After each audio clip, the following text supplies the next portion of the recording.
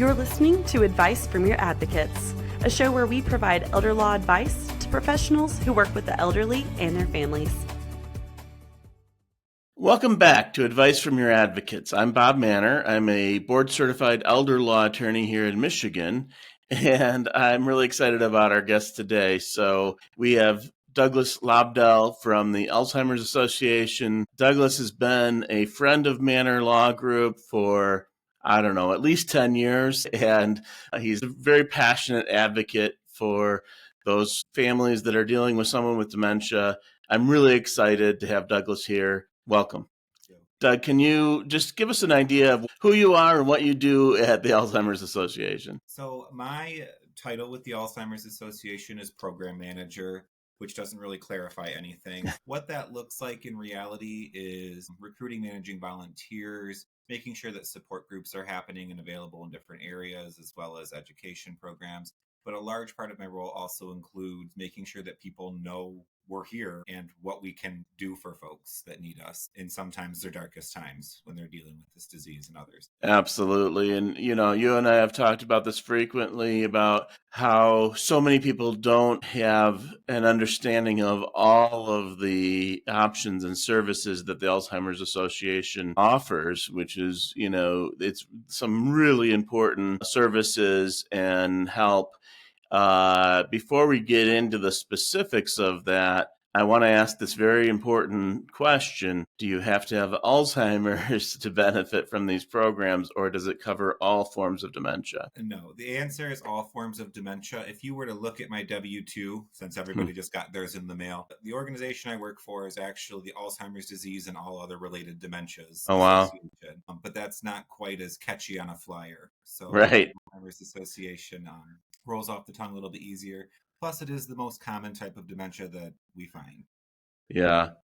But yes, any form of dementia or even just mild cognitive impairment issues, they can provide some help. So I want to put an emphasis on that about how the Alzheimer's Association is all forms of dementia. And I think some of our listeners still might have a little confusion about that dementia is a disease in and of itself. And the reality is dementia is a category of diseases, right? It's like saying somebody has cancer. Okay, we always ask then what type of cancer. Unfortunately, and my staff and my team and I we were talking about this just last week. I do feel like there's a bit of ageism when it comes to the medical staff, and dementia is often we'll get this diagnosis of generalized dementia, and that there's not any further analysis of, okay, is it vascular? Is it Alzheimer's?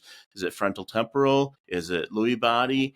And those things, the diagnosis, certainly if we had cancer, we would want a very clear diagnosis of what that is and what symptoms we're going to have. And unfortunately, sometimes with dementia, it is not. It is just saying, okay, well, this person has generalized dementia. Okay, let's dig a little deeper and figure out what type of that is. Now, I know that the point that you're making is it doesn't matter. Alzheimer's Association and related dementias are here for everyone. But I do like to make that point that I'm always recommending to families that they try to dig deeper and say, okay, but what type of dementia do you think this is? You're listening to Advice from Your Advocates, a show where we provide elder law advice to professionals who work with the elderly and their families. Because for a very long time, and you've been around long enough to see this as well, that F30 unspecified dementia with behavioral disturbance diagnosis was all too common, right? That was what you got, send you home, good luck. But where we are as far as research and treatment goes, the importance of an accurate diagnosis is probably never been more critical, because the treatments that are coming out for Alzheimer's disease will not help you if you have Lewy bodies dementia or vascular. Similarly, we're going to treat vascular and Lewy body dementia differently, not just on symptom management, but as well as medications that we administer and things like that. And you made the perfect analogy there. You wouldn't just accept the answer of I have cancer and call it good, because we treat every kind of cancer different, just like we need to treat every kind of dementia different. So you'll see probably over the next few years a little bit of an increase. I don't want to use the word marketing campaign, but that's the word that comes to mind from the association about the importance of not just accepting that diagnosis and getting more questions answered from your doctor, so that your next steps aren't steps into the dark. That's great. I'm really glad to hear that because I think that's so important. Let's get into some of first of all, I know your background, if you want to give us a little bit more about your background. You've worked in all stages, I think, or many stages of helping families deal with long-term care issues. And you've been a passionate advocate all the way along. You and I's first interaction was you volunteering for the Alzheimer's Association and not getting paid for it. And it just shows how, that this is an issue for you that you're passionate about. And I'm really glad that you're in your current role. But tell us a little bit about your background. So I, by degree in licensure, I'm a social worker, graduated in 2012. And since then, I've exclusively worked in senior healthcare of some sort, whether it's in skilled nursing facilities, assisted living, memory care settings, and then inevitably with the association. That's the only thing that I know how to do, really, in reality. And like you said, we met the first time, well, doing math, it's a big number now. I want to say it's close to 15 years ago. Probably, yeah. When I started volunteering with the association for the walk planning side. And I volunteered straight for 14 years before a position became available that I was like, it's time that I take this jump and actually work for them. Mm-hmm. So it's definitely something that I know, I love, I'm passionate about, and I also want to see improvement in and change in as far as making sure people aren't forgotten, because we all know dementia is a normal part of aging. It's a disease, and it's something that needs to be faced, not ignored. So if we can get over that stigma, even better. I was at a national conference this past weekend, that deals with long-term care and dementia and how lawyers can help with that. And so one of the conversations that came up is a sad conversation, but it's a true conversation. And I think, we're all exposed to social media. We have TikTok running on, flipping through the TikTok, flipping through whatever, Facebook, whatever is your preferred social media. But every month, it seems, there is some kind of hype about some new drug or some new treatment. And the conversation we were having at this conference was, we're not going to, obviously, Alzheimer's Association talks about, we're trying to find a cure, but that's not going to happen tomorrow. And so the false hope, I think, that sometimes comes out when there's all this hype about this drug or that drug or whatever it is. And of course, we're always working towards that. But the sad reality is, for those that are currently experiencing dementia, they're not probably going to benefit from whatever medical advances that we have in 10, 20, 100 years. And that we have to be realistic about the idea that if we have a form of dementia, it's probably, with the exception of those short-term like delirium, it's probably only going to get worse. That when we see this stuff on social media or elsewhere, it isn't likely to provide a cure in 6 months. Right. So a lot of the a ton has happened in research lately. If I had 2-3 hours of your time, we could sit and go over a lot of that stuff, but I don't. I will say, with the current medication treatments that are coming out within the last couple of years, Leqembi and then donanemab are the two main ones that are showing an actual impact on the biology of the disease. For years, the medications have treated symptoms. Thinking back to 1996, when the very first ones came out, that's all symptom management at the end of the day. It doesn't actually affect the amyloid plaques and tau tangles that are damaging the brain. These new medications are, which is awesome, because it's, something to be optimistic about. Those medications, though, have to be administered early in the disease process. And they, based on research, we're 2-3 years into some of these medications. There's not a ton of information on longer term effects of it, but delaying symptoms up to 6 to 8 months, which for a family, and this, someone with a fresh diagnosis, 6 to 8 months is a lifetime. From a researcher standpoint, they might not see that as relevant, but for a family to be able to have that extra 6 months or more to plan for the future, to just enjoy life in the present before symptoms continue to progress, that can make or break a person. But you're correct, because someone right now in a late stage of dementia isn't eligible for that medication. And realistically, on a medication that is focused on that pathology, clearing the plaques and tangles, if the damage is already done in the brain, we can't regrow the brain. not yet, at least. So those folks are still going to benefit from the Alzheimer's Association, but they're going to benefit from the programs and services side, which is the support and education and beyond. Well, that's a great segue into what I want to make sure that we have an opportunity to talk about, which is all of the services that the Alzheimer's Association provides. Let's start with one, and then we'll go into a lot of the others. But the hotline that you guys have, I think, is really great, because when we have a caregiver spouse or a caregiver child, it can be really overwhelming. And the idea that, I believe, and you can correct me, Douglas, if I'm wrong, this is a 24-hour hotline that they can call and talk to somebody that understands, that understands how difficult and how challenging it is to care for a loved one with dementia. So tell us a little bit more, if you will, about that, I believe, 24-hour hotline. Yeah, so our 24-hour helpline, 800-272-3900. It's a number worth remembering. And it's exactly that, 24 hours a day, 7 days a week.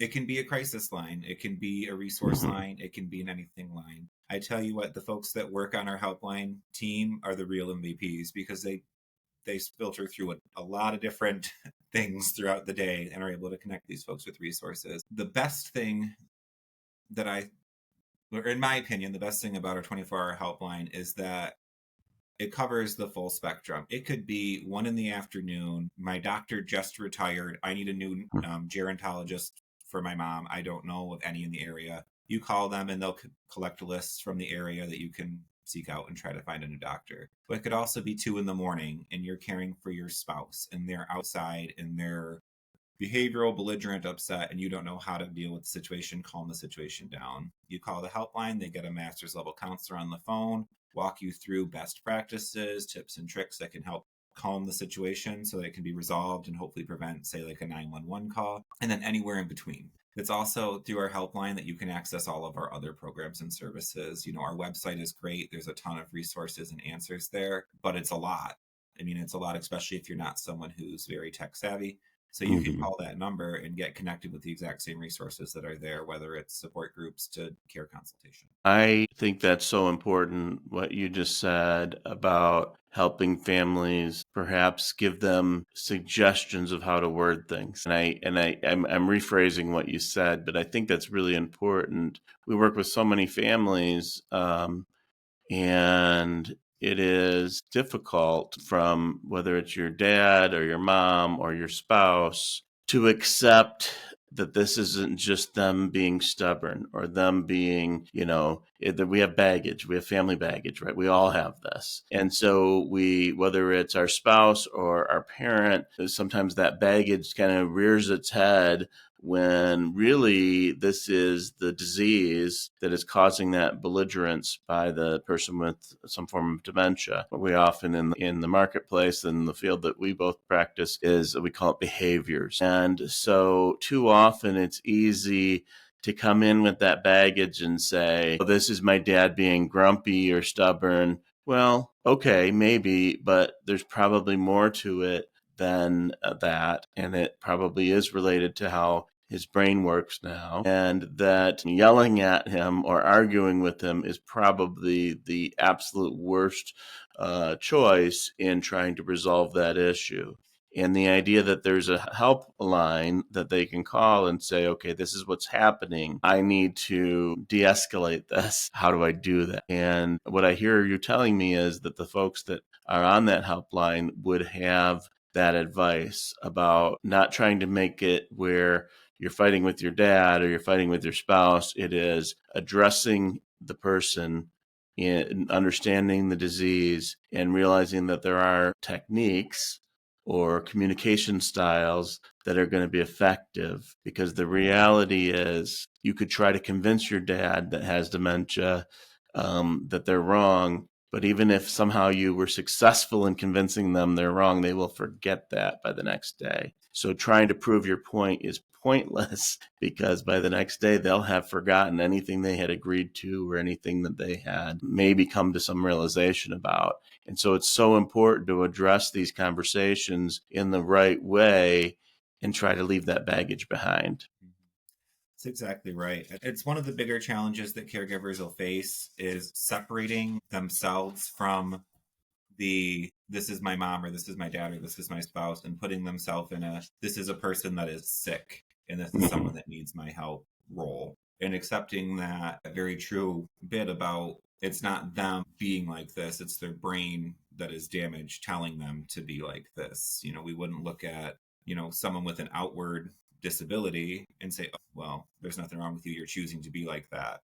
But because we can't see it, because it's internal within our brain, we have a bigger challenge trying to identify that as a disease and not a stubborn, father or whatever it might be. One of the other topics we addressed at this conference I was at last weekend was the stigma of dementia and how unfortunate that is. And it's, both sides. It's the family feeling, unfortunately, sometimes the family feeling embarrassed and the problem with that is then they might, one of my other podcast guests called this cocoon into the house and not receive the help and resources they could get from Alzheimer's and other groups, not have that social interaction, which is so important to keep quality of life, and just sort of hide that person in the house and how damaging that can be. On the other side of it is the societal stigma.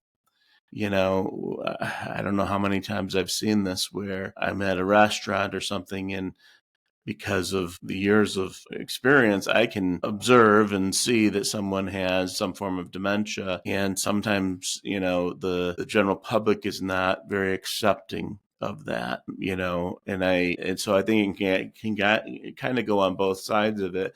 The family being, wanting to not involve the person in the outside world, and then the outside world not being very friendly when it comes to the different aspects of someone with dementia.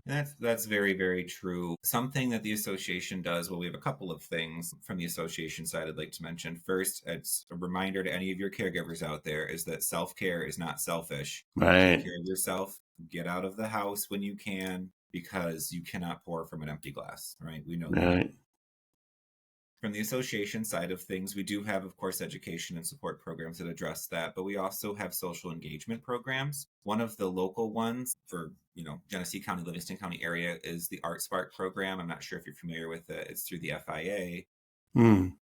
It is put on specifically for individuals with mild to moderate cognitive impairment and their care partners to come and do gallery tours with their trained docents. We have an amazing partner there, Jennifer, who trained docents to be able to handle situations with individuals with dementia. So they get gallery tours, and then they also do art making. So anywhere from clay to the print art. I believe it was last month, or maybe it's this coming month, they're making paperweights in the hot shop. Basically, the intention of the social engagement program is to make sure that someone doesn't get a diagnosis and then lock themselves away. It's not going to help you to lock yourself away. So to be able to maintain that social activity, be with people who are in similar situations. And again, just like all of our other programs, that's a free program that we offer. Beyond that, I'm focused quite hard, and in Genesee County, it's going quite well, at least, on educating maybe non-healthcare professionals in this. Because when we think of the statistic that 1 in 3 seniors will at some point in their life develop some form of dementia,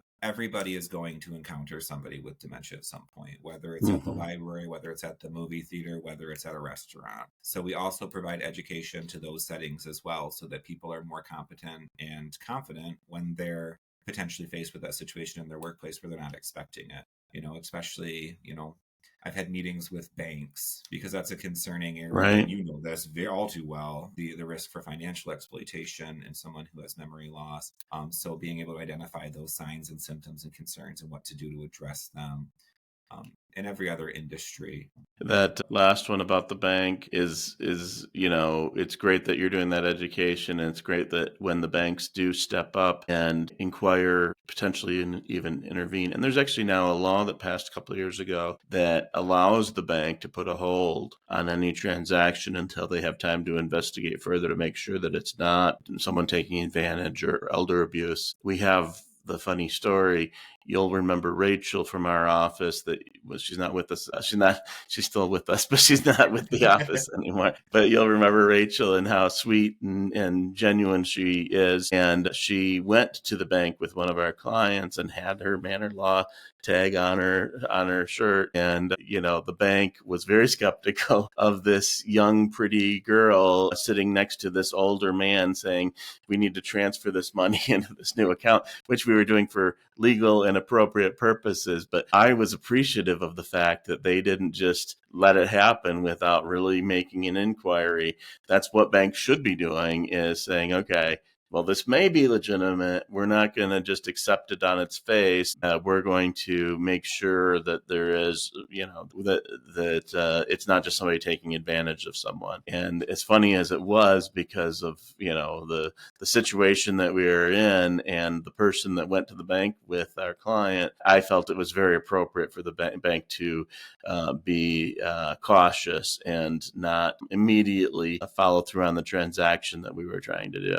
And I mean, it's a good sign that people are willing to step up and be observant of those. It's a scary world, and I think we've all heard too many scams and all the other things we can encounter. So that there's folks out there who are maybe not necessarily expected to care or respond based on, it's not family, it's not, friends, but they're still willing to step up and keep an eye on things as a good indicator for society in my head. The other thing I wanted to comment on that you mentioned a bit ago was the socialization that Alzheimer's Association could provide with the FIA and different things. What I've learned through the years is that often with especially certain forms of dementia, they might not be able to remember what they had for breakfast or whether they took their pill or not, or even sometimes your name. They often will have the ability, any sort of the artistic part of the brain, the creative part of the brain still works. And that's really interesting. We had an occupational therapist that we had come speak to us a while back. This was many years ago, actually. But she would work with folks with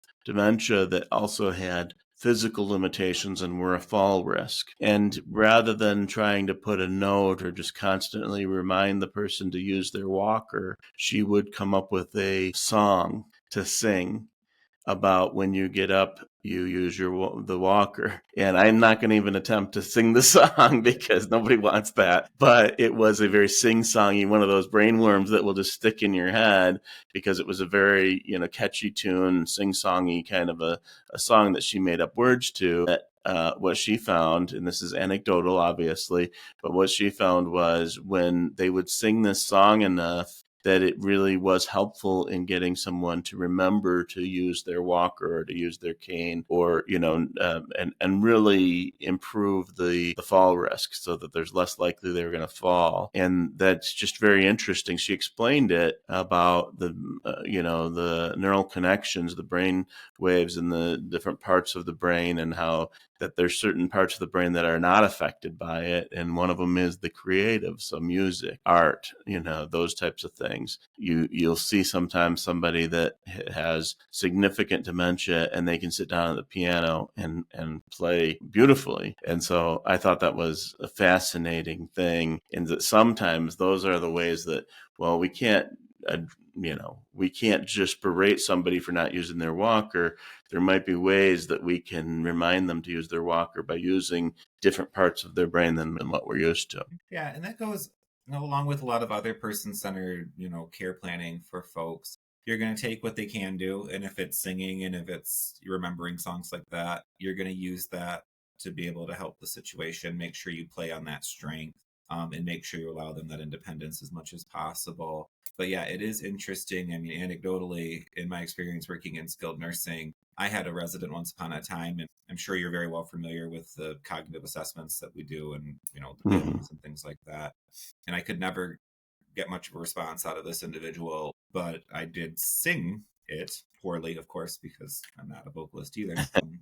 She was able to sing the words. She couldn't say the words, but she could sing the words. And I always found that to be interesting. And I look forward someday to having a true understanding of how that really works in the brain, because it's very interesting. That is very interesting. Douglas, tell us a little bit more about the Alzheimer's Association and how they can help families. I know we'll address one of them is the support group. So I know that Alzheimer's Association all over the country has support groups. We have one that we host at our office, but tell us first more about the support groups, and then we'll get into some of the other services that Alzheimer's Association does. Of course. So our support groups are, well, they're all over the place. Like you say, you have one in your office. In Genesee County, we have 7 support groups. Our support groups are volunteer ran. So we actively recruit and train our volunteers so they're able to facilitate support groups in a safe and confidential environment. The idea of going through a caregiving journey of somebody with Alzheimer's or other form of dementia is daunting. So to be able to have other people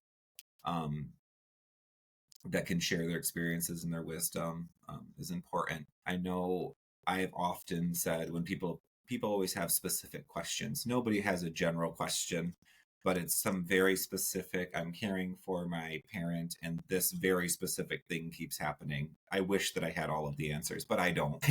But a lot of times they'll find those answers in their support groups because other people have encountered those very specific behaviors and how they've tackled them themselves. But also just being able to go to a place and knowing you're not alone in what you're doing. And, you're never family, you might never see each other again in a few years, but to have that support system of people who truly understand what you're experiencing and you understand what they're experiencing is pretty moving. Our groups, of course, are free. They range in times and locations so that we could try to accommodate anybody with different working schedules. So, there's a pretty good chance that you can find one either on our website or you can call the helpline and they can connect you with one directly as well. That's great. Douglas, tell us a little bit more about some of the other ways that the Alzheimer's Association can help families. So we also offer education programs. We have a full curriculum. It's about 2 pages of different topics that we present on. All of our topics are very much designed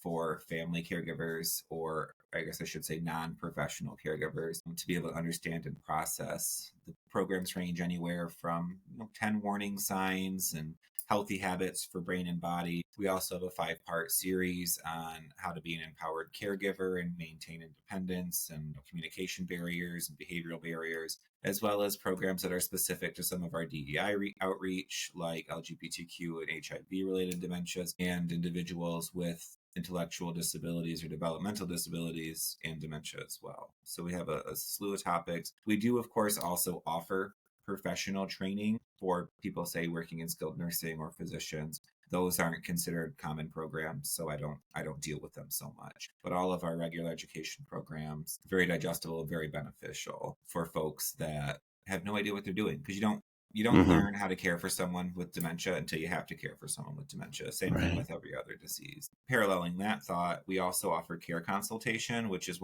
in my opinion, one of our most valuable programs. Essentially, you call the helpline, they set you up with one of our care counselors. In this area, it's Miranda, a very well-known social worker in this area.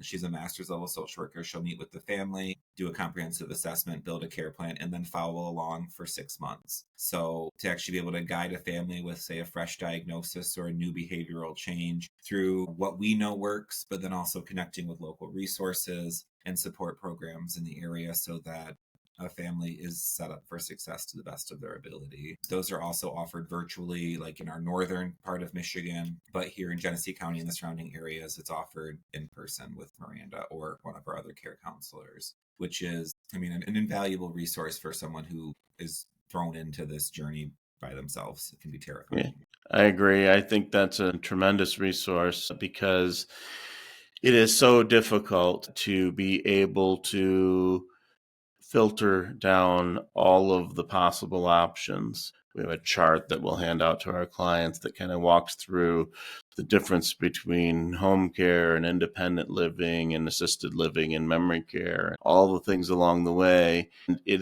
I would imagine to the average person who's just starting to look into this, it all kind of blends together. And that it's really hard to distinguish. We have some really great independent livings that would be completely inappropriate for somebody that has severe dementia and is a wander risk, and so that would be, but it's really hard for a lot of families to distinguish that because, they've heard about how great this independent living is, but that under the right, it might not be a good fit for them. So that service where you help the families really understand what the needs are and what the options are is just tremendous. And I feel too, it's nice to have a third party offer that support.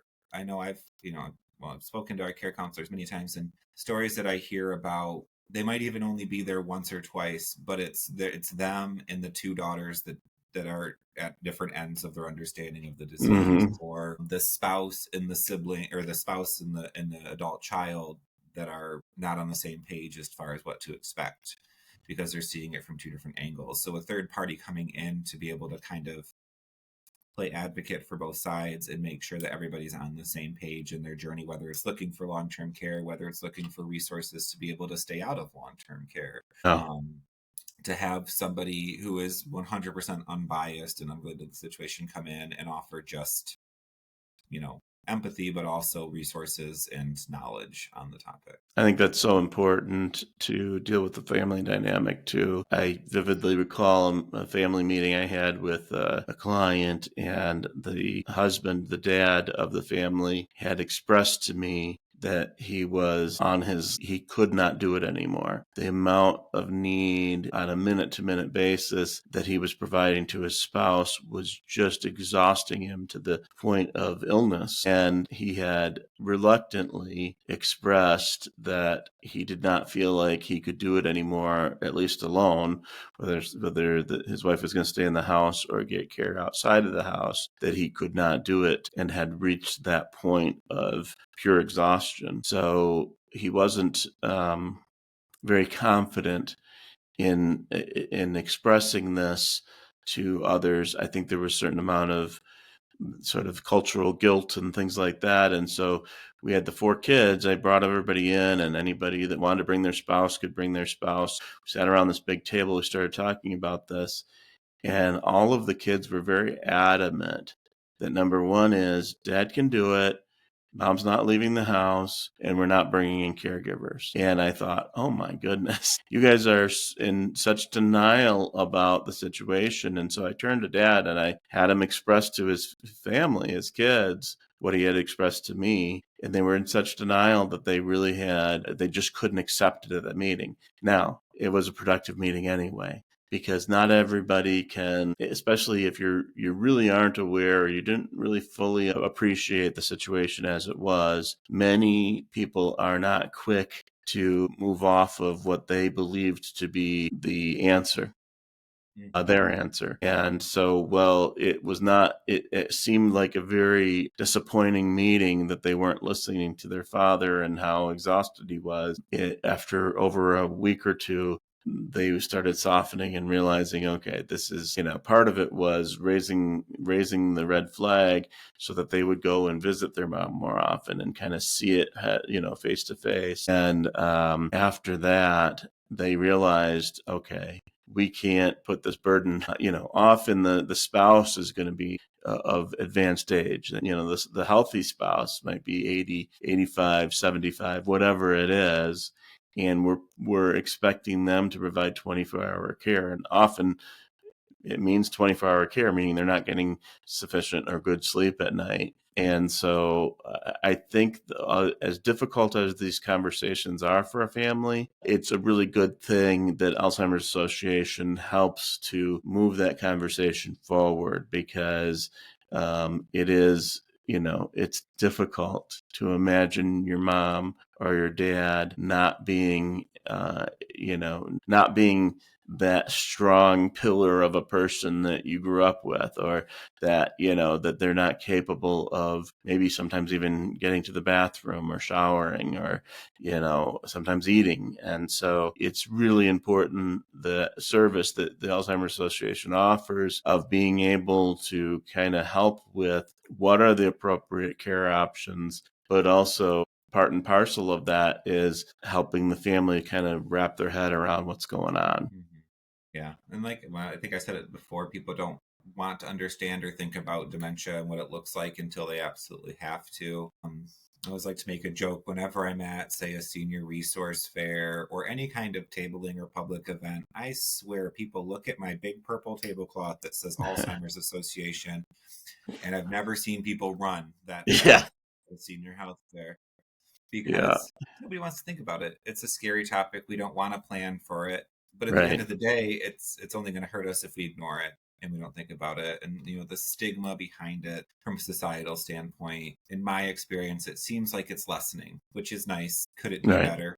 I agree. I mean, to be able to be put in a position where you know what's coming next, whether it's good or it's bad, to be able to then take that and say, visit you or other individuals that might be able to help plan for the future. It's worth skipping over the fear and jumping to the, well, maybe we should keep this in mind, because otherwise you end up in a situation where, like you say, families don't understand what's going on, or half the family does, half the family don't. So to keep on tackling that stigma and make sure that people are aware that it's not like it's a contagious disease. It's not something that can be avoided either. It's anybody with a brain is at risk, right? So getting people to understand that, and then working towards a future that has the programs and services and support, the understanding there, and then the family support, whatever it might be, to come along with it. Well, I wore my purple tie because I knew I was going to be talking to you today. So one of the ways I know that folks will interact with or have an opportunity to interact with the Alzheimer's Association is the annual walk.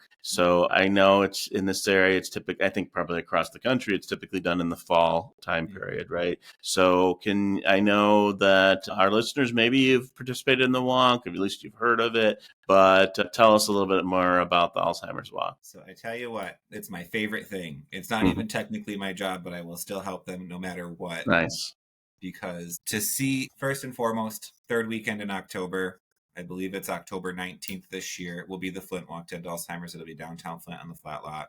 But in Michigan, there's 22 walks. So it's not hard to find one. And then across the country, there's 600 and some. There's good opportunities. I will say that I've said it multiple times that all of our programs are free. Our education, our support service, our Wander scholarships, care consultation. And it's because of this, realistically. We have plenty of fundraisers throughout the year, as far as, the longest day people have heard of, different larger scale events. But Walk to End Alzheimer's is the largest fundraising effort that we have that allows us to continue doing what we're doing. I think in 2023, across the country, raised over $100 million. Wow. That went into programs and support, went into research, allows us to continue being the largest private funder of dementia resources or research in the world because of this event. And it's fun. Like, it's enjoyable. Well, you've been. Yeah, it is fun. It is very fun. Bring the kids, there's activities, there's tables that people are giving away, free stuff, bubbles and bananas and whatever. So it is a fun day. It is. And then, of course, I'll be there with my purple tent to go with my purple shirt and purple tablecloth, with programs and services and support. And it all culminates in the Promise Garden ceremony, which is one of the more moving things you'll experience as people share their stories as to why they're there and why they'll continue to be there until we don't have to be there anymore. But it's the event's free to register, free to attend. We just hope that people fundraise a little bit along the way. So Douglas Lobdell from the Alzheimer's Association, thank you for coming on. This has been very educational, and I really appreciate the information and the work that you do. Of course, thank you for having me. It's nice to see you again, even if it's virtually. Right. So if you enjoyed this episode, don't forget to subscribe. You can find us on anywhere that you can find podcasts under the title Advice from Your Advocates. If you'd like to see our smiling faces, you can find that on YouTube, because most of you might be just here to listen to the podcast. Some might want to see the video, and that is on YouTube. You can also find and subscribe on our website, which is mannorlawgroup.com. So thanks for joining us, and don't forget to subscribe.